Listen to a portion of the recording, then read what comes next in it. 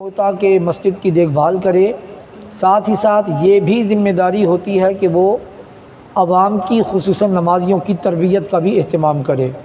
اسی تربیت کے اہتمام کے حوالے سے یہ ماہانہ درس رکھا جاتا ہے، اور یہ ماہانہ درس رکھنا یا عوام کی تربیت کرنا یہ بہت ضروری، اتنا ضروری کہ اس پر میں آپ کو ایک حدیث سناتا ہوں تاکہ آپ کا ایمان تازہ ہو، کہ سمجھنے کے لیے عرض کر رہا ہوں کہ دیکھیں، ہم لوگ اپنے جسم کے چیک اپ کے لیے، اپنے جسم کی نشر و نما کیسی ہو رہی ہے اس کے لیے ہم ڈاکٹرز کے پاس جاتے ہیں، اور ڈاکٹر سے جا کے پوچھتے ہیں کہ ہمارا بی پی چیک کرے، ہمارا شوگر چیک کرے، ہمارا جسم صحیح کام کر رہا ہے یا نہیں، اور اس کے لیے باقاعدہ ہم پیسے دیتے ہیں، اور ڈاکٹر سے جا کے پوچھتے ہیں کہ اس وقت ہماری طبیعت کیسی ہے، بخار ہو یا نہ ہو ویسے ہی روٹین چیک اپ کے لیے چلے جاتے ہیں۔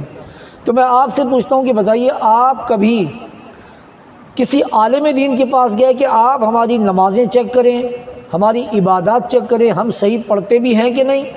اور یہ میں اپنی طرف سے نہیں کہہ رہا، اس پر ایک حدیث بھی موجود ہے جو ہمیں سمجھاتی ہے کہ دین سیکھنے سکھانے کے کئی طریقے ہیں۔ ایک دفعہ حسنین کریمین، یعنی میری مراد امام حسن امام حسین ہے، ان کو حسنین کریمین کہا جاتا ہے، یہ چھوٹے چھوٹے بچے تھے، مسجد میں موجود تھے کہ ایک بزرگ بابا جی مسجد میں تشریف لائے جو کہ نیا نیا اسلام انہوں نے قبول کیا تھا، تو وہ سیکھنے کی نیت سے اس بزرگ کے پاس گئے اور جا کر کہتے ہیں، جس بزرگ نے ابھی وضو کیا، نماز کی تیاری کر رہے تھے، تو بزرگ سے پوچھتے ہیں کہ بابا جی، ہم دونوں نے نیا نیا وضو سیکھا ہے، آپ ذرا چیک کریں کہ ہمارے وضو میں کوئی غلطی تو نہیں ہے۔ اب جناب بابا جی خوش ہو گئے کہ میں نے بھی نیا نیا اسلام قبول کیا، مجھے تو انہوں نے جج بنا دیا، بڑے خوش ہوئے فخر کے ساتھ کہ ہاں بیٹا تم کرو، میں چیک کرتا ہوں۔ اب جب دونوں شہزادوں نے وضو کیا نا، تو وہ بابا جی سمجھ گئے، کہنے لگے بیٹا تم دونوں کا وضو صحیح ہے، میرے وضو میں گڑبڑ تھی، تم نے مجھے سمجھا دیا۔ تو یہ بھی ایک طریقہ ہے۔ تو اسی طرح ہمیں کبھی کبھی کسی عالم دین کے پاس جا کر یہ چیک کروا لینا چاہیے کہ ہم نماز میں یہ صورتیں پڑھتے ہیں، کیا ہماری صورتوں کا تلفظ ادائیگی درست ہے یا نہیں ہے، ہم نماز یوں پڑھتے ہیں کیا یہ درست ہے یا نہیں ہے۔ کبھی ایسا ہوتا ہے سجدہ کرنے میں غلطی ہو جاتی ہے، ہاتھ رکھنے میں غلطی ہو جاتی ہے، ہاتھ باندھنے میں غلطی ہو جاتی ہے، تو یہ علماء کرام سے سیکھنے کا موقع ہوتا ہے۔ تو الحمدللہ یہ تربیتی نشست بھی اسی حوالے سے منعقد کی جاتی ہے تاکہ جو چیزیں ہم کو سیکھنی ہیں، ہم نے محسوس کی، وہ ہم یہاں آ کے ڈسکس کر سکیں، ایک دوسرے سے سوال جواب پوچھ کے سیکھ سکیں۔ تو ماشاءاللہ میں اس کے لیے مبارکباد پیش کرتا ہوں تمام قباء مسجد کی انتظامیہ کو، خصوصاً میرے عزیز محترم جناب حافظ محمد تنویر مہروی صاحب کو، کہ انہوں نے یہ اچھا انتظام کیا کہ یہ ایک تربیت نشست باقاعدگی کے ساتھ چلا رہے ہیں۔ ماشاءاللہ کہ بڑے بھائی تشریف لے، آگے تشریف لے آئیں۔ تو یہ اچھا نظام چلا رہے ہیں، ایک ذمہ داری نبھا رہے ہیں۔ یہ ذمہ داری نبھانا کوئی آسان کام نہیں ہوتا، بہرحال یہ مستقل مزاجی سے کر رہے ہیں، اللہ تعالیٰ ان کی اس کو جزا عطا فرمائے۔ میرا آج کا موضوع ہے پیارے آقا کا جشن میلاد منانا۔ اس ٹاپک پر میں نے دو مختلف مقامات سے آپ کے سامنے آیات پیش کی۔ ایک آیت میں اللہ تبارک و تعالیٰ ارشاد فرماتا ہے وَأَمَّا بِنِعْمَةِ رَبِّكَ فَحَدِّثْ، کہ جب تمہیں کوئی نعمت ملے نا رب کی طرف سے تو اس پر خوشی کا اظہار کرو۔ اور دوسری آیت جو میں نے پیش کی اس میں ارشاد ہوتا ہے قُلْ بِفَضْلِ اللَّهِ وَبِرَحْمَتِهِ فَبِذَلِكَ فَلْيَفْرَحُوا، کہ جب تم پر اللہ کا فضل ہو اور رحمت ہو تو اس پر بھی فَلْيَفْرَحُوا امر کا صیغہ ہے کہ خوشی کا اظہار کرو۔ نعمت مل گئی، رحمت مل گئی، فضل مل گیا، تو اب اس پر خوشی کا اظہار کرنا ہے۔ اب رہی بات یہ کہ اللہ تعالیٰ نے ہم پر کتنی نعمتیں فرمائیں، کتنے فضل فرمائے، کتنی رحمتیں فرمائیں، تو وہ کتنی ہیں، کہاں کہاں ہیں، کیسے کیسے ہیں، یہ جب ہم گننا شروع کریں نا تو رب تعالیٰ کی طرف سے ایک چیلنج آ جاتا ہے۔ ارشاد ہوتا وَإِن تَعُدُّوا نِعْمَةَ اللَّهِ لَا تُحْصُوهَا، کہ تم میری نعمتوں کو گننا چاہو تو گن ہی نہیں سکتے۔ اب یہ عجیب قسم کا کنفیوژن ہو گیا کہ رب فرما رہا ہے نعمتوں پر خوشی کا بھی اظہار کرو، ساتھ ہی رب یہ بھی فرما رہا ہے کہ تم میری نعمتوں کو گن بھی نہیں سکتے، اور جب گنیں گے نہیں تو شکر کیسے ادا کریں گے؟ مثال کے طور پہ ہم میں سے کوئی ایک آدمی یہ سوچتا ہے کہ چلیں آج میں رب کی ساری نعمتوں کا شکریہ ادا کروں گا، تو اس کے لیے اس کو نعمتیں گننی پڑے گی نا۔ میں صرف اپنی باڈی کے اندر موجود نعمتوں کو نہیں گن سکتا، اور اگر فرض کیا میں نے یہ تہیہ کیا ہو کہ ہر نعمتوں پر میں 2 نفل ادا کروں گا، تو آنکھ ایک نعمت 2 نفل پڑھنے پڑیں گے، سانس لینا نعمت، سانس چھوڑنا نعمت، سونگھنا نعمت، ہمارے دانت ہمارے لیے نعمت، ہمارے ہاتھ نعمت، ہماری انگلیاں نعمت، ہمارے پاؤں نعمت، پیٹ کے اندر کئی قسم کی چیزیں ہیں جو ہر ایک الگ الگ نعمت۔ تو ہر نعمت پر اگر ہم اللہ کے شکر کے لیے 2 نفل بھی پڑھتے رہیں تو کئی دن لگ جائیں گے، ہم اپنی باڈی کی نعمتوں کا شکر ادا نہیں کر پائیں گے۔ پھر اس مسجد کی 4 دیواری میں نعمتیں، پھر اس کے بعد اس محلے کی نعمتیں، پھر اس کے بعد ہمارے اپنے رشتہ دار ہمارے لیے نعمت، پھر اس کے بعد ہمارے ریلیٹیو ہمارے ساتھ تعلق رکھنے والے نعمت، پوری دنیا کی ساری نعمتوں کو نہ تو ہم گن سکتے ہیں نہ شکر ادا کر سکتے ہیں۔ تو اب اس کا کیا حل ہے کہ اللہ فرماتا ہے شکر ادا کرو، اور ساتھ ہی اللہ فرماتا ہے گن بھی نہیں سکتے۔ تو اس کا سلوشن بھی قرآن مجید فرقان حمید میں خود ہی ارشاد ہو جاتا ہے۔ ایک مقام پر اللہ تعالیٰ نے ہمارے لیے آسانی پیدا کرنے کے لیے ایک نعمت کا ذکر کر دیا۔ ارشاد ہوتا ہے لقد من اللہ علی المؤمنین اذ بعث فیہم رسولا، کہ اللہ نے مومنین پر بہت بڑا احسان کیا ہے کہ ان میں اپنا رسول مبعوث فرما دیا۔ اب ہم سمجھ گئے کہ نعمتیں تو بے شمار ہیں، نہ ہم ان کو گن سکتے ہیں نہ ان کا شکریہ ادا کر سکتے ہیں، مگر کسی بھی نعمت پر اللہ نے احسان نہیں جتلایا۔ ایک نعمت پر احسان جتلایا تو کیوں نہ اسی ایک نعمت پر ہم شکر ادا کر دیں۔ یقیناً جب رب نے بھی کروڑوں نعمتیں دے کر صرف ایک پر احسان جتلایا ہے تو ہم بھی کروڑوں نعمتیں لے کر کیوں نہ اس ایک پر ہی شکر ادا کر دیں، تو یقیناً رب راضی ہو جائے گا۔ اور وہ نعمت کون سی ہے؟ وہ ہے اذ بعث فیہم رسولا، کہ میں نے تم میں اپنا رسول بھیج دیا۔ اور وہ نعمت ہر ایک پر نہیں ہے۔ لقد من اللہ علی المؤمنین، وہ صرف مؤمنین کے لیے نعمت ہے۔ تو پتہ چلا کہ نعمت بھی مومنین کے لیے، اور شکر بھی ادا کریں گے مومنین۔ تو الحمدللہ مومن شکر ادا کر رہے ہیں، جو جلنے والے ہیں وہ شکر ادا نہیں کر رہے۔ تو یہ اتنا اچھا سولوشن اللہ تعالیٰ نے ہمیں دے دیا کہ میری نعمتوں پر اس طرح شکر ادا کر سکتے ہو کہ اسی ایک نعمت پر شکر ادا کرو۔ اب شکر ادا کرنے کے طریقے مختلف ہیں۔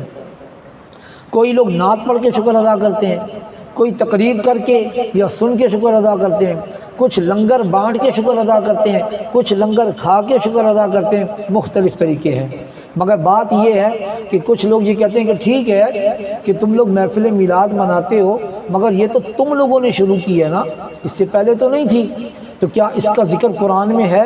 یہ اکثر لوگ نا اس قسم کے سوال کرتے ہیں۔ ہر کوئی یہ کہنا شروع کر دیتا ہے کیا قرآن میں اس کا ذکر ہے؟ میں یہ پوچھتا ہوں کہ کیا تم نے سارا قرآن پڑھ لیا؟ اور اگر سارا قرآن پڑھ لیا تو یہ مجھے بتاؤ کہ کتنے فیصد قرآن پر تم عمل بھی کرتے ہو؟ کہ تمہیں اب میلاد کے لیے بھی پروف چاہیے، وہ بھی قرآن سے۔ اور اگر ہم دے دیں گے کوئی قرآن سے ثبوت تو کیا گارنٹی ہے کہ تم اس پر بھی عمل کرو گے؟ قرآن کی کتنی آیتیں ہیں جو ہمارے لیے ہم اس پر عمل کرتے ہی نہیں ہیں، مگر ہمیں میلاد کے لیے بھی پروف چاہیے۔ چلیں بہرحال اگر چاہیے تو میں آپ کو دیتا ہوں کہ میں قرآن سے ثابت کروں گا کہ میلاد منانا قرآن میں موجود ہے، اور ساتھ یہ بھی ثابت کر دوں گا کہ صرف پیارے آقا کے دور میں نہیں، پیارے آقا سے پہلے، آنے سے بھی پہلے کم و بیش 1 2 3 10 20 30 نہیں، کم و بیش 1,24,000 مرتبہ پیارے آقا کا میلاد منایا جا چکا ہے۔ بلکہ اس سے زیادہ ثابت کر دوں گا، قرآن میں آتا ہے اللہ تعالیٰ نے 2 محفلوں کا ذکر کیا۔ ایک محفل اللہ تعالیٰ نے توحید کے لیے سجائی، ساری روحوں کو جمع کیا گیا، اس میں مسلمان روحیں بھی شامل تھیں، غیر مسلم روحیں بھی شامل تھیں، انسانوں کی روحیں بھی شامل تھیں، چرندوں پرندوں درند ہر قسم کی روحیں شامل، سب روحوں کو جمع کر کے نا اللہ تعالیٰ نے توحید کی محفل سجائی اور پوچھا الست بربکم، کیا میں تمہارا رب نہیں ہوں؟ سب روحوں نے بیک زبان ہو کر کہا بلا، کیوں نہیں یا اللہ تو ہمارا رب ہے۔ سب سے جناب اقرار کروا کے محفل ختم۔ اب اس کے بعد اللہ تعالیٰ نے دوسری محفل سجائی، اس میں صرف VIP انٹری تھی، خاص قسم کے لوگوں کو بلایا گیا تھا، اور وہ لوگ کون تھے؟ وہ صرف انبیاء کی روحیں تھیں، باقی کسی کو انٹری نہیں تھی، صرف نبیوں کی روحوں کو بلایا گیا۔ اب ان سے اللہ تعالیٰ نے خطاب فرمایا، ارشاد ہوتا ہے وَإِذْ أَخَذَ اللَّهُ مِيثَاقَ النَّبِيِّينَ لَمَا آتَيْتُكُم مِّن كِتَابٍ وَحِكْمَةٍ ثُمَّ جَاءَكُمْ رَسُولٌ، کہ اے نبیوں میں تم سے یہ پکا وعدہ لیتا ہوں۔ یاد رکھیے گا، میثاق ایسے پکے وعدے کو کہتے ہیں کہ جس کو توڑنا ناممکن ہوتا ہے۔ ہم آپ سے اگر کوئی قرض کے لین دین میں کوئی وعدہ کرتے ہیں نا تو اکثر ٹوٹ بھی جاتا ہے، توڑ دیتے ہیں، مگر کوئی کسی مفتی کے پاس فتویٰ لینے نہیں گیا کہ بھائی مجھ سے ایک آدمی نے 10,000 لیا تھا، ٹائم پر نہیں دیا تو اس پر کیا فتویٰ لگے گا، کوئی فتویٰ لینے نہیں جاتا۔ اس طرح کے وعدے ٹوٹتے رہتے ہیں، مگر اگر کہیں میثاق ہو یا حلف ہو نا تو پھر اس پر کیس ہو سکتا ہے کہ بھئی اس نے حلف توڑ دیا، اس نے میثاق توڑ دیا، اب FIR بھی کٹے گی اور شرعی لحاظ سے فتویٰ بھی لگے گا۔ تو اللہ نے بھی نبیوں سے میثاق لیا، وَإِذْ أَخَذَ اللَّهُ مِيثَاقَ النَّبِيِّينَ، پکا وعدہ لیا نبیوں سے، لَمَا آتَيْتُكُم مِّن كِتَابٍ وَحِكْمَةٍ، کہ جب تم کتاب اور حکمت لے کر آ جاؤ گے اپنے اپنے علاقے میں، اپنے اپنے سیزن میں، اپنے اپنے ٹائم پیریڈ میں، جب تم کتاب اور حکمت لے کر آ چکو گے، ثُمَّ جَاءَكُمْ رَسُولٌ، پھر تمہارے پاس ایک اور رسول آئے گا۔ یہ آنے کا ذکر ہوا، اسی کو میلاد کہتے ہیں۔ جہاں کہیں بھی آنے کا ذکر ہوگا نا، آنا، پیارے آقا کی آمد کا ذکر، اسی آمد کو انگلش میں برتھ ڈے کہتے ہیں، اسی آمد کو میلاد کہتے ہیں عربی زبان میں، اور ہم اس کے ساتھ میلاد کے ساتھ خوشی لگا کر جشن میلاد کہہ دیتے ہیں۔ تو پیارے آقا کی آمد کا ذکر ہوا، اللہ نے فرمایا ثم جاءکم رسول مصدق لما معکم، وہ تمہارے لائے ہوئے کی تصدیق کرے گا کہ ہاں بھئی یہ نبی جو کچھ لے کر آئے تھے یہ سب سچ تھا۔ تم نے کیا کرنا ہے؟ لَتُؤْمِنُنَّ بِهِ وَلَتَنصُرُنَّهُ، کہ تم نے ان پر ایمان بھی لانا ہے اور ان کی مدد بھی کرنی ہے۔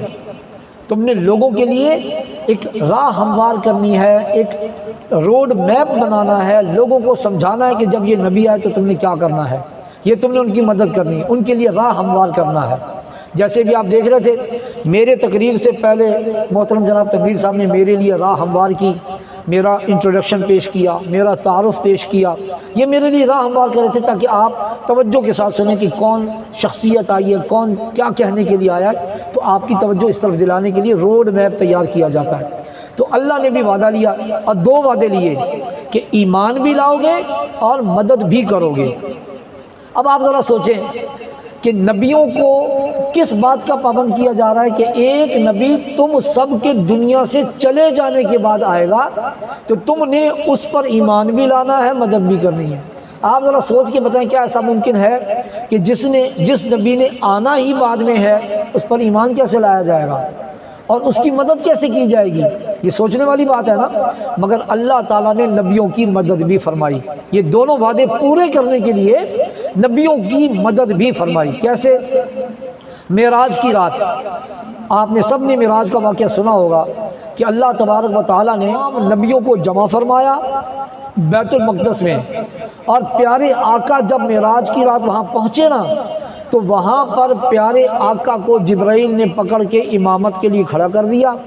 پیارے آقا امامت فرما رہے، یہ ہر مستند کتاب میں یہ واقعہ موجود ہے، کوئی اس کو ریجیکٹ نہیں کر سکتا کہ پیارے آقا نے امامت فرمائی، سارے نبیوں نے پیچھے جماعت کے ساتھ نماز پڑھی، 2 رکعت پڑھی گئی تھیں، تو سارے نبی مقتدی تھے، پیارے آقا امام تھے۔ تو یہ اللہ نے خاص طریقے سے نبیوں کی مدد فرمائی۔ وہ کیسے کہ دیکھیں، اگر ہمارا اور ہمارے امام کا ایمان آپس میں ایک نہیں ہے نا تو جماعت قائم ہی نہیں ہو سکتی۔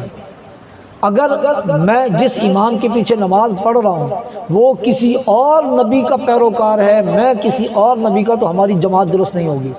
تو مطلب یہ کہ وہاں سارے نبیوں نے جب پیارے آقا کی اقتداء میں نماز پڑھی تو یقیناً پیارے آقا پر ایمان لانے کے بعد ہی پڑھی ہوگی، پہلے نہیں پڑھی ہوگی۔ تو ایمان لانے والا وعدہ اللہ تعالیٰ نے یوں پورا کروا دیا کہ معراج کی رات پیارے آقا کے پیچھے کھڑا کر کے ان کا ایمان پیارے آقا کے ایمان کے تابع کر دیا، اور جو وہ وعدہ کر کے آئے تھے کہ لَتُؤْمِنُنَّ، کہ ضرور ضرور ہم ان پر ایمان لائیں گے، یہ وعدہ معراج کی رات پورا ہو گیا کہ اللہ نے ان کو موقع دے دیا۔ اب رہ گئی بات لَتَنْصُرُنَّ، کہ ضرور ضرور تم ان کی مدد بھی کرو گے۔ تو مدد کرنے کے لیے کیا کیا جا سکتا ہے؟ دیکھیں، میں اگر آپ سے کہوں کہ میرے 100 سال کے بعد جو میری نسل میں جو بچہ پیدا ہونا، آپ نے اس کی مدد کرنی ہے، تو آپ پہلا سوال تو یہ کرو گے کہ 100 سال کے بعد تو ہم ہوں گے نہیں، ہم تو دنیا سے جا چکے ہوں گے، مگر پھر بھی اگر آپ مدد کرنا چاہو تو کیا طریقہ ہوگا؟ نبیوں نے بھی وہی طریقہ کیا۔ اب نبیوں نے کیا طریقہ اختیار کیا ہوگا؟ میرا وجدان یہ کہتا ہے کہ نبیوں نے اپنی امت کو جمع کر کے اپنے سامنے بٹھایا ہوگا، اور بٹھانے کے بعد کہا ہوگا کہ اے نبیوں، ہمارے بعد ایک نبی نے آنا ہے، اور ہم اللہ سے یہ وعدہ کر کے آئے ہیں کہ جب وہ آئے گا تو ہم اس کی مدد کریں گے، مگر چونکہ ہم نے دنیا سے چلے جانا ہے، اس لیے ہمارے بعد تمہارے لیے یہ امانت ہے کہ تم نے ان کی مدد کرنی ہے۔ ایک دفعہ تو ایسا کیا ہوگا نا، ہر نبی نے اپنی امت کو جمع کر کے نبی آخر الزماں کے آنے کے بارے میں اپنی امت کو بتایا ہوگا، تو آنے کا ذکر کیا ہوگا یا نہیں کیا ہوگا؟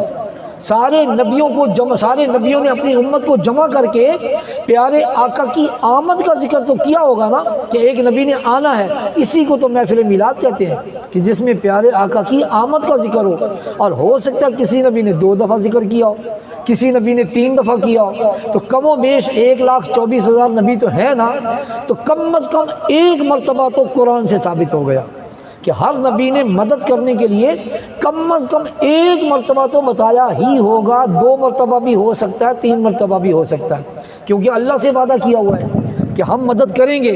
جب اللہ سے وعدہ کیا تو کیسے ہو سکتا ہے کہ مدد نہ کی ہو؟ لہذا مدد کرنے کے لیے انہوں نے اپنی امت کے سامنے پیارے آقا کی آمد کا تذکرہ کیا ہوگا۔ اسی کو محفل میلاد کہتے ہیں۔ یہی محفل میلاد ہے جو میں نے قرآن سے ثابت کر دی، گنتی نہیں، بغیر گنتی کے ثابت کر دی کہ کم و بیش 1,24,000 مرتبہ پیارے آقا کا محفل میلاد قرآن سے ثابت ہے۔ لوگ کہتے ہیں قرآن میں کہا، یہ لیں جی میں نے قرآن سے آپ کو ثابت کر کے دے دیا۔ اس کے علاوہ کئی نبیوں کی آمد کا ذکر جا کے لفظ کے ساتھ قرآن مجید فرقان حمید میں موجود ہے، 23ویں پارے میں بھی ہے، 19ویں پارے میں بھی موجود ہے۔ میں چونکہ محفل میلاد کی طرف بیان کر رہا ہوں، اس لیے میں اس ٹاپک کو یہاں پر سمیٹ رہا تھا۔ بہرحال اب رہی بات یہ کہ لوگ کہتے ہیں کہ صحابہ کرام نے پیارے آقا کی آمد کا ذکر کیا یا نہیں کیا، تو عرض یہ ہے کہ ذکر بھی کیا اور ڈھیر سارا انعام بھی پایا۔ وہ کیسے کہ ایک مرتبہ نا پیارے آقا، آپ کا ایک طریقہ کار تھا کہ عشاء کی نماز کے بعد اگر بیٹھنا ہوتا تو بیٹھ جاتے، نہیں بیٹھنا ہوتا تو آپ اپنے حجرے میں چلے جاتے تھے، مگر حجرے میں جانے کا بھی ایک اسٹائل تھا، لوگوں کو پتہ چل جاتا تھا۔ اگر پیارے آقا حجرے سے باہر اپنی نالین اتارتے تو صحابہ سمجھ جاتے تھے کہ ابھی آئیں گے، اور اگر نالین اندر لے گئے تو صحابہ سمجھ جاتے تھے کہ اب نہیں آئیں گے، جس کو جانا ہوتا تھا چلے جاتے تھے۔ تو اس دن صحابہ کرام بیٹھ گئے، کیونکہ نالین باہر موجود تھیں، تو صحابہ کرام آپس میں بیٹھ کے گپ شپ لگانے لگ گئے۔ تھوڑی دیر میں پیارے آقا باہر تشریف لائے اور آ کر پوچھا کہ کیا کر رہے ہو؟ ما اجالسکم، کیوں بیٹھے ہو؟ یہ جلسہ کیسا ہے؟ کس قسم کی گفتگو کر رہے ہو؟ تو صحابہ کرام نے کہا کہ ہم اللہ تبارک و تعالیٰ کی حمد بیان کر رہے ہیں کہ اللہ تبارک و تعالیٰ نے آپ جیسے کو ہمیں ہدیہ کر دیا، آپ جیسا نبی ہمیں ہدیہ کر دیا، تحفے میں بھیج دیا، ورنہ آپ کے آنے سے پہلے تو ہم بیٹیوں کو قتل کر دیا کرتے تھے، آپس میں لڑتے جھگڑتے رہتے تھے۔ آپ کے آنے سے ایسا امن اور مواخات قائم ہوا کہ اب ہم امن اور شانتی کے ساتھ رہتے ہیں۔ ہم اس چیز کا ذکر کر رہے تھے۔ تو پیارے آقا نے فرمایا کہ کیا تم اس بات پر قسم اٹھاؤ گے کہ تم یہی باتیں کر رہے تھے؟ اب صحابہ کرام پریشان ہو گئے کہ اس ہمارے اسٹیٹمنٹ پر قسم اٹھانے کی کیا ضرورت ہے، مگر چونکہ صحابی تھے قسم اٹھا دی کہ یا رسول اللہ ہم قسم اٹھاتے ہیں کہ ہم آپ کے آنے کا ہی ذکر کر رہے تھے۔ اب آنے کے ذکر پر قسم لے لی تاکہ پتہ چل جائے کہ ذکر آمد کا ہو رہا تھا، محفل میلاد ہو رہی تھی۔ تو پیارے آقا نے فرمایا کہ پریشان مت ہو، میں نے تم سے ایسے ہی قسم نہیں لی، بلکہ اتانی جبرائیل ان اللہ اباہی بکم الملائکہ، کہ اللہ تبارک و تعالیٰ، جبرائیل نے آ کے بتایا کہ اللہ تبارک و تعالیٰ اس محفل سجانے کے صدقے میں تمہارا ذکر ملائکہ کی محفل میں فرما رہا ہے۔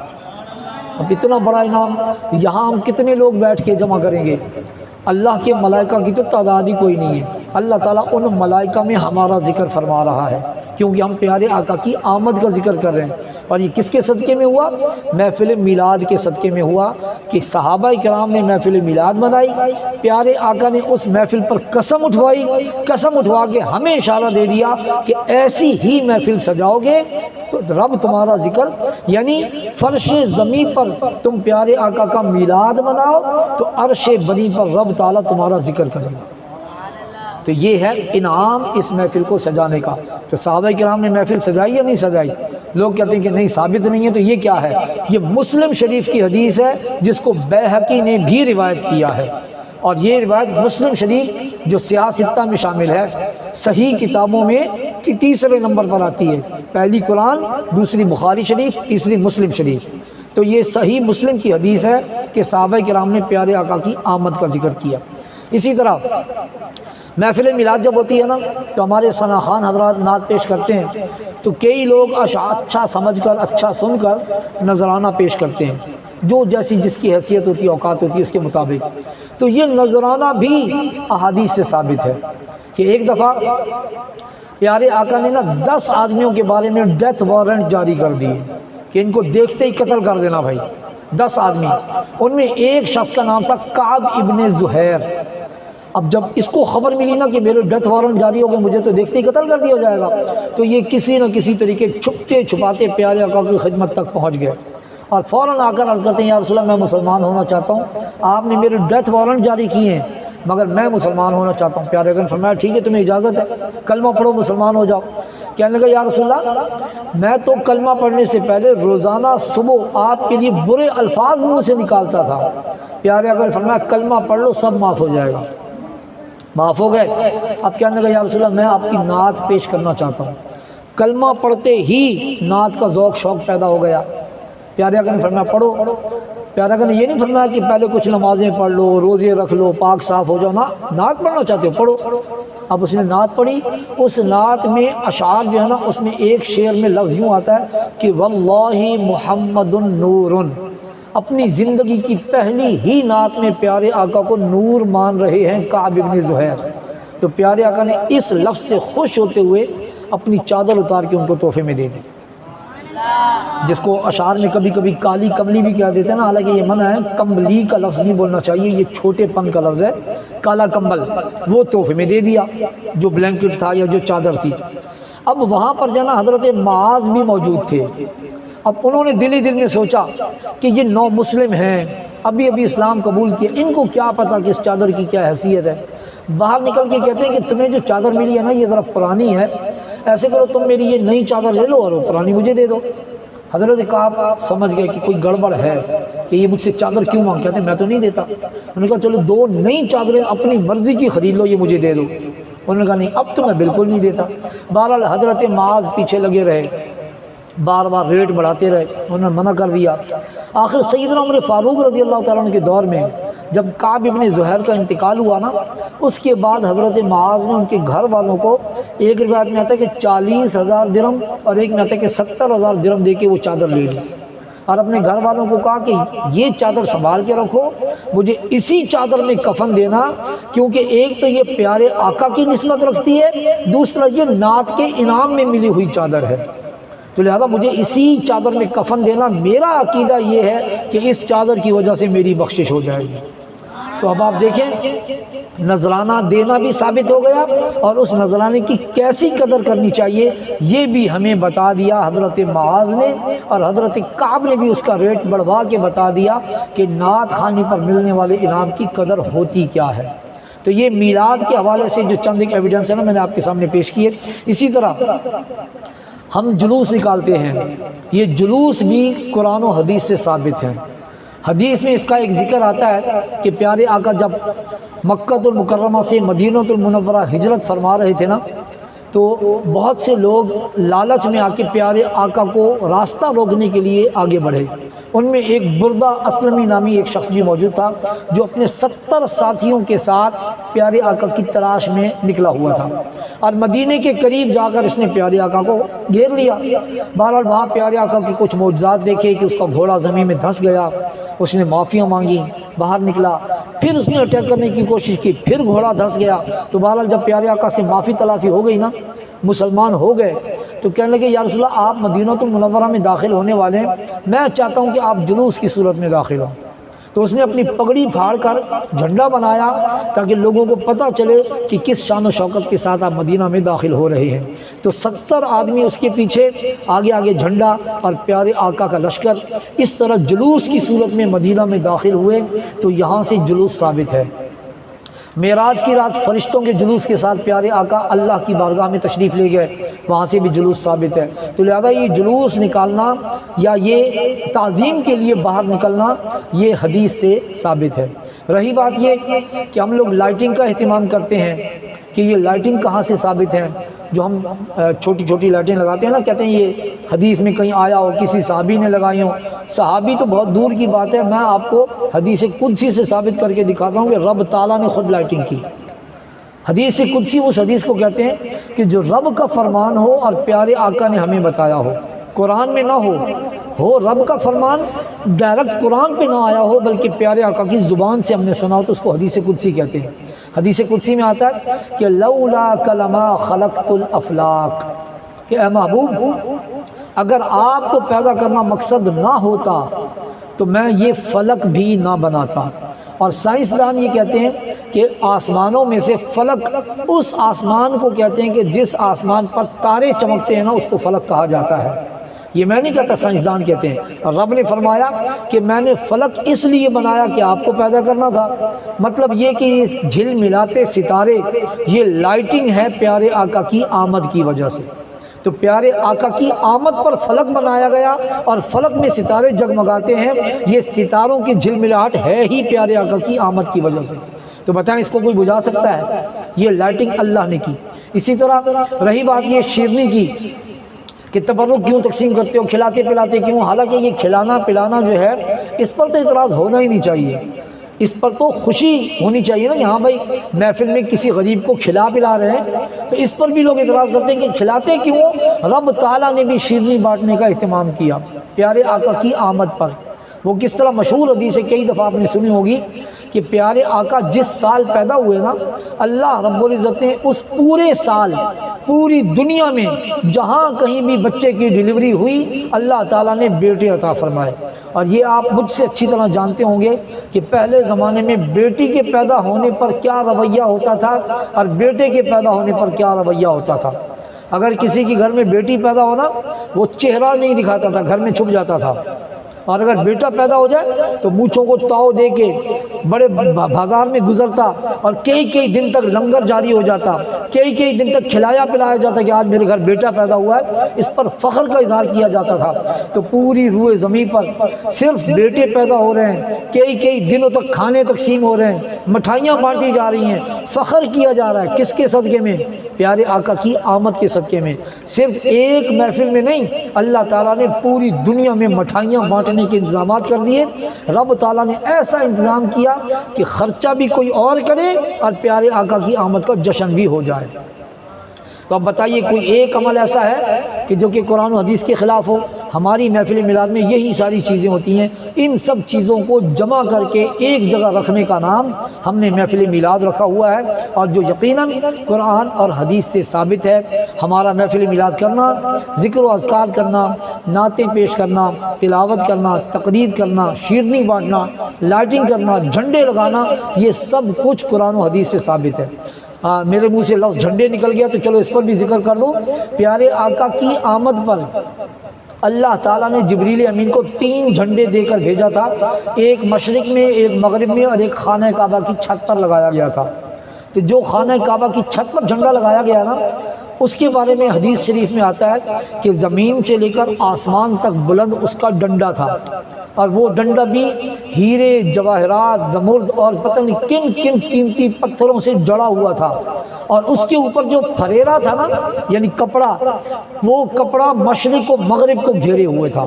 اتنا بڑا جھنڈا حدیث سے ثابت ہے، ان کو وہ نظر نہیں آ رہا تو ہماری چھوٹی چھوٹی جھنڈیاں کہاں سے نظر آئیں گی؟ لہذا یہ ساری چیزیں احادیث سے ثابت، ان سب کے مجموعے کا نام محفل میلاد ہے، پیارے آقا کی آمد کا ذکر ہے۔ اور ہم ان کی آمد کا ذکر کیوں نہ کریں کہ جن کے آنے سے ہمیں ایمان ملا، ہمیں قرآن ملا، ہمیں رحمان ملا، تو لہذا ہم ان کی آمد کا تذکرہ کیوں نہ کریں؟ پیارے آقا کی آمد کا تذکرہ کرنا در حقیقت ہمارے اپنے لیے فائدہ مند ہے۔ ہم پیارے آقا کو کیا فائدہ پہنچائیں گے؟ ہمارے ذکر کرنے کی پیارے آقا کو ضرورت نہیں ہے، بلکہ اس ذکر کرنے سے پیارے آقا جو خوش ہوں گے، رب تعالیٰ جو خوش ہوگا، وہ خوشی حاصل کرنے کے لیے ہم یہ محفل میلاد سجاتے ہیں۔ تو بہرحال چونکہ مجھے یہ موضوع محفل میلاد کا دیا گیا تھا تو یہ چند ایک ایویڈنس میں نے آپ کے سامنے پیش کیے، ورنہ ابھی دلائل تو بہت ہیں۔ حضرت حسان کا نعت پڑھنا، پیارے آقا کا ان کو اپنے ممبر پر بٹھانا، یہ بھی بہت بڑا انعام ہے۔ بہت ساری چیزیں ایسی ہیں جو کہ آپ کے سامنے ذکر کی جا سکتی ہیں، میں نے صرف چند ایک باتیں یہ ذکر کی آپ کے سامنے۔ محترم جناب حافظ تنویر صاحب کا بہت بہت شکریہ کہ مجھے انہوں نے یہ موقع عطا فرمایا۔ میں اسی موضوع چینج ہی کر رہا ہوں، اس لیے میں نے آپ کا شکریہ ادا کر رہا ہوں۔ تو یہ ساری چیزیں ان کی وجہ سے ہوئی کہ میں یہاں آیا۔ ابھی دو چھوٹی چھوٹی باتیں میں آپ کے سامنے اور عرض کرنا چاہتا ہوں۔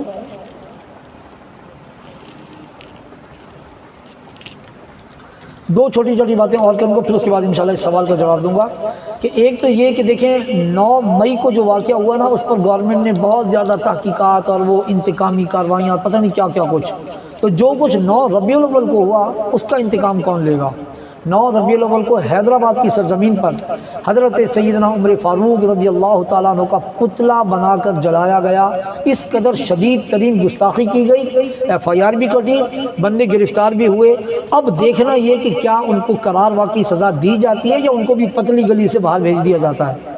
تو لہذا یہ اس قسم کے شاعر اسلام کی توہین اور مذہبی ہمارے جو بڑے لوگ گزرے ہیں ان کی توہین ہم سے قطعاً برداشت نہیں ہوتی۔ تو لہذا ہم شدید مذمت کرتے ہیں کہ اس قسم کی کارروائیوں پر سخت سزا دی جائے تاکہ آئندہ اس قسم کی کوئی حرکت نہ کر سکے۔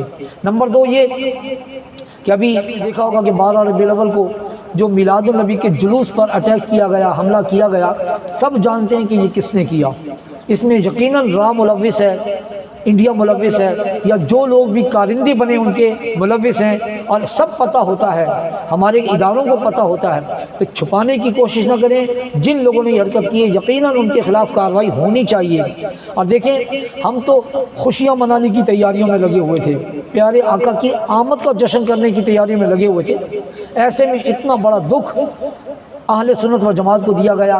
اور ابھی آپ جانتے ہیں کہ سیکیورٹی کے نام پر کیا تھا، صرف ایک گاڑی پولیس کی یا 2 بندے پولیس والے، کیا وہاں پر کوئی چیکنگ کا انتظام ہوتا ہے؟ نہیں۔ کیا کسی قسم کی کوئی سیکیورٹی ہوتی ہے؟ قطعاً نہیں۔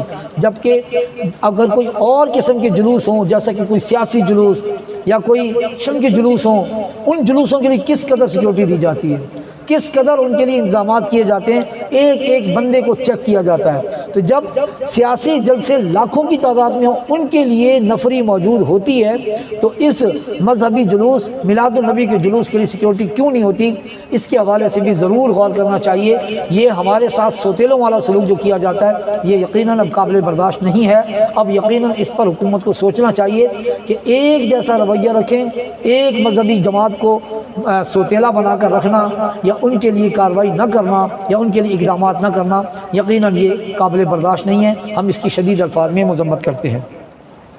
عورت پر پردے کے حوالے سے یہاں پر سوال کیا گیا ہے کہ عورت پر پردے کے حوالے سے کوئی جواب دیا جائے، تو عرض یہ کہ دیکھیں حضور نبی کریم علیہ الصلوۃ والتسلیم کی ازواج مطہرات ہماری ماؤں کا درجہ رکھتی ہیں، تو سب سے پہلے ان کے لیے پردے کا حکم نازل کیا گیا۔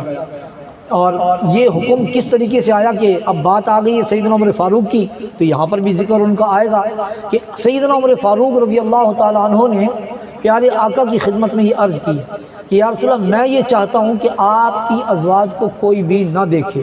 یہ ایک نئی چیز تھی، جو پہلے کبھی نہیں ہوئی تھی، ساری عورتیں بے پردہ ہوتی تھیں۔ سیدنا عمر فاروق نے یہ خواہش کا اظہار کیا کہ میں یہ چاہتا ہوں کہ آپ کی ازواج کو کوئی نہ دیکھے، تو اسی دن قرآن کی آیات نازل ہوئیں۔ ابھی اتفاق ایسا کہ میرے ذہن میں مستحضر نہیں ہے، قرآن کی غالباً 22ویں پارے کی آیات ہے کہ وہ آیت نازل ہوئی کہ اپنی ازواج کو آپ حکم دیں، بروجہن اس طرح کا لفظ آتا ہے، اب یہاں جو حفاظ کرام بیٹھے ہیں اگر وہ مجھے میری مدد کریں تو یقیناً آج تک ہم پہنچ جائیں گے کہ آپ اپنی ازواج کو کہہ دیں کہ وہ اپنے آپ کو چھپا کر رکھیں۔ یہ قرآن کا حکم آیا تو ان کے لیے جب حکم آیا تو ان ازواج کو پردے کا حکم دے دیا گیا کہ اب آپ لوگوں نے باہر نہیں نکلنا۔ پھر باقی تمام مومنین کی عورتوں کو حکم دیا گیا کہ تم اپنے بڑوں کی سنت کو اپناؤ۔ یہ انڈائریکٹ طور پر باقی خواتین کو بھی حکم دیا گیا کہ تم اپنی بڑی جو خواتین ہیں یعنی کہ مذہب کے ساتھ جن کا تعلق ہے، یعنی پیارے آقا کی ازواج، ان کو فالو کرو، اور مردوں کو حکم دیا گیا کہ تم نبی کو فالو کرو، صحابہ کو فالو کرو، صحابی کا نجوم بأیہم اقتدیتم اہتدیتم، کہ ان لوگوں کو فالو کرو۔ تو اب لیڈیز نے لیڈیز کو فالو کرنا ہے۔ ہماری جو بڑی لیڈیز ہیں جب وہ باپردہ تھیں تو اس حوالے سے ان کو بھی حکم ہو گیا کہ یہ بھی باپردہ رہیں۔ دوسری چیز یہ کہ خواتین کے لیے حجاب اس لیے بھی ضروری ہے کہ مرد اگر عورت کی طرف نگاہ اٹھاتا ہے تو وہ گناہ گار ہو جاتا ہے، تو عورتیں اگر اپنا جسم چھپا کر رکھیں گی، اپنے چہرے کو چھپا کر رکھیں گی تو مرد گناہوں سے بچیں گے۔ تو عورت کو یہ نہیں کہہ سکتی کہ میں اگر اپنا حسن دکھا رہی ہوں تو قصور مرد کا ہے کہ وہ دیکھتا کیوں ہے۔ یاد رکھیے گا عورت کو بھی اسی قدر سزا دی جائے گی کہ تم مردوں کو دکھانے کے لیے باہر گئیں تب مرد اس گناہ میں مبتلا ہوئے، تو لہذا دونوں کو سزا ملے گی۔ تو لہذا یہ فالوور بننے کے لیے عورتوں کو حکم دیا گیا کہ وہ اپنی بڑی عورتوں کے فالوور بنتے ہوئے ان جیسا طریقہ کار اپنائیں۔ میں آپ کو ایک مزے کی بات بتاؤں کہ دیکھیں ہم جب جنازہ لے کر جاتے ہیں نا تو اس جنازے میں آپ نے دیکھا ہوگا کہ جو جنازے کی ڈولی ہوتی ہے اس ڈولی میں ایسے گول سا اس کو کر دیا جاتا ہے تاکہ میت اندر ہو اور اس کے اوپر چادر ڈال دی جاتی ہے۔ تو یہ کس نے ایجاد کیا؟ یہ ہوا یہ کہ سیدنا سلمان فارسی رضی اللہ تعالیٰ عنہ جو کہ فارس سے تعلق رکھتے تھے، وہ ایک دفعہ بیٹھے ہوئے باتیں کر رہے تھے کہ ہمارے ملک میں فارس میں ایران کے علاقے میں وہاں پر میت کو ایسے نہیں لے جایا جاتا جیسے ہم لوگ لے کر جاتے ہیں۔ حالانکہ وہ لوگ اس مذہب کے ساتھ تعلق نہیں رکھتے تھے، وہ کسی اور نبی کے ماننے والے تھے۔ تو سیدہ نے پوچھ لیا کہ کیا طریقہ ہے؟ کہتے ہیں کہ ہم لوگ نا مرد اور عورت کو چارپائی پر اوپر چادر ڈال کے لے جاتے ہیں تو جسم کے اعضاء دکھتے ہیں۔ ہمارے علاقے میں لکڑیاں توڑ کر چارپائی پر لگا دی جاتی ہیں دو طرف، اس کے اوپر چادر ڈالی جاتی ہے تو جسم کے اعضاء چھلکتے نہیں ہیں، کیونکہ اگر ڈائریکٹ میت لیٹا ہوا تو اس کے اوپر چادر ڈالی جائے تو جسم کا ابھار اتار چڑھاؤ تو نظر آئے گا نا۔ تو انہوں نے کہا کہ ہم تو اس طرح کرتے ہیں۔ تو سیدہ نے فرمایا کہ میرے جنازے کے لیے میں وصیت کرتی ہوں کہ فارس کے طریقے کے مطابق میرا جنازہ نکالا جائے۔ تو سب سے پہلا جنازہ جس ڈولی میں لکڑیاں لگا کے جنازے کو بلند کیا گیا وہ سیدہ فاطمہ الزہرا رضی اللہ تعالی عنہا کا جنازہ تھا۔ تو یہ چیز سب نے فالو کی، چاہے مرد ہوں یا عورتیں ہوں۔ پوری دنیا میں اب جہاں کہیں بھی میت اٹھایا جاتا ہے تو اسی طریقے سے اٹھایا جاتا ہے۔ شاید کہیں پر کوئی ڈولی اویلیبل نہ ہو تو میت کو چادر ڈال کے لے جایا جائے تو لے جایا جائے، ورنہ اب تو میرے خیال میں چھوٹے چھوٹے گاؤں میں بھی اس قسم کی ڈولیاں موجود ہیں۔ تو جس چیز میں حیا نظر آئے، جس چیز میں پاکیزگی نظر آئے، جس چیز میں پردہ پوشی نظر آئے، اس کے لیے ہمیں دلیل کی کیا ضرورت ہے؟ میں نے صرف آپ کو بتا دیا، اب اتفاق سے میرے ذہن میں قرآن کی آیت مستحضر نہیں ہے، ورنہ قرآن میں موجود کہ پیارے آقا کی ازواج کے لیے باقاعدہ پردے کا حکم قرآن میں آیا۔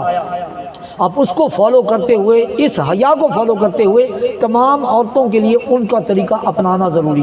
اسی طرح مردوں کے لیے قرآن میں کہیں ذکر نہیں ہے مگر حدیث میں موجود ہے، پیارے آقا جیسی شکل اپنانا بھی سنت رسول بن گئی اور اس کا باقاعدہ ثواب ملتا ہے۔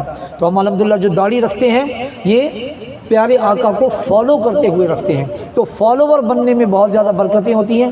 جو بھی چیز حیا سے تعلق رکھتی ہو اور جس کا تعلق اچھی چیز سے ہو اس کو اپنا لینا چاہیے۔ تو اس اپنانے میں پردہ بھی آ جاتا ہے، داڑھی بھی آ جاتی ہے، سنت پر عمل کرنا بھی آ جاتا ہے۔ خواتین کا خواتین کو فالو کرنا اور مردوں کا مردوں کو فالو کرنا، یہ اس کو ہی سنت کہا جاتا ہے۔ ہم اپنے بڑوں کے راستے پر چلیں گے تو انشاءاللہ بہت ساری منازل ہماری آسان ہو جائیں گی۔ اللہ تبارک و تعالی عمل کی توفیق عطا عطا فرمائے۔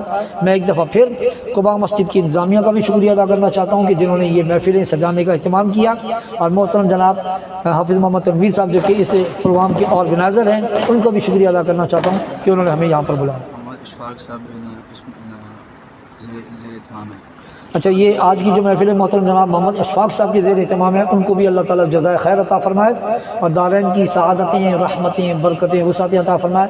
بہت سے لوگ یہاں پر بیٹھے ہوئے ہیں، اسی طرح اگر آپ لوگ ارینج کرتے رہیں گے تو انشاءاللہ دین سیکھنے سکھانے کا کام چلتا رہے گا، اور اگر کسی کے ایک لفظ سیکھنے کا کوئی بھی ثواب ہوگا تو یقیناً ارینج کرنے والے کو اس کا پورا ثواب ملتا ہے۔ اللہ تعالیٰ عمل کی توفیق عطا فرمائے۔ وما توفیق الا باللہ۔